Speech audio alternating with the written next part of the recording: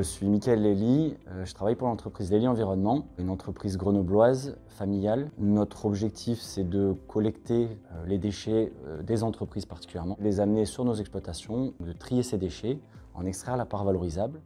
On est aujourd'hui sur le site de Saint-Quentin-sur-Isère, qui abrite en réalité deux sites distincts. Le premier qu'on appelle Écopole, qui est à l'origine une décharge en fonds privé, et autour de laquelle on a développé de nombreuses plateformes de valorisation, notamment pour le tri du bois et du bois B, qui est réalisé par un trieur optique, Pelink. Et le second site qu'on appelle Innovali, qui est en fonctionnement depuis 2 ans maintenant, dont l'objectif premier est de tri du DIB, c'est un centre de tri. L'ensemble des déchets que nous collectons proviennent essentiellement de déchets d'activité économique, donc des industriels locaux, également du BTP, de l'industrie du chantier, de la démolition, de la construction, mais aussi une partie des collectivités locales. Le bois, autrement dit bois naturel, c'est le bois qui n'a pas été retravaillé, qui n'a pas d'ajout de peinture, de vernis. Le bois B, c'est tout le bois qui a été peint, verni ou traité, collé parfois, notamment pour les meubles de cuisine. L'objectif, c'est vraiment de pouvoir les séparer parce que dans le bois, on ne veut aucun polluant. On va avoir un usage qui est beaucoup plus noble, notamment en chaufferie. Le bois B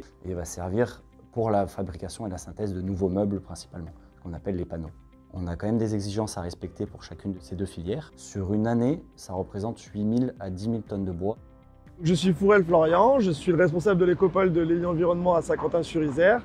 Un site qui fait environ 50 hectares, environ une quarantaine de personnes qui travaillent ici et on traite environ 400 000 tonnes de déchets par an. L'installation est dotée d'une trieuse optique Pelink. On va s'en servir pour séparer le bois A du bois B. Donc on traite un volume de 20 000 tonnes par an sur cette chaîne. On va sortir environ 60-70% de bois A grâce au tri manuel et la trieuse optique.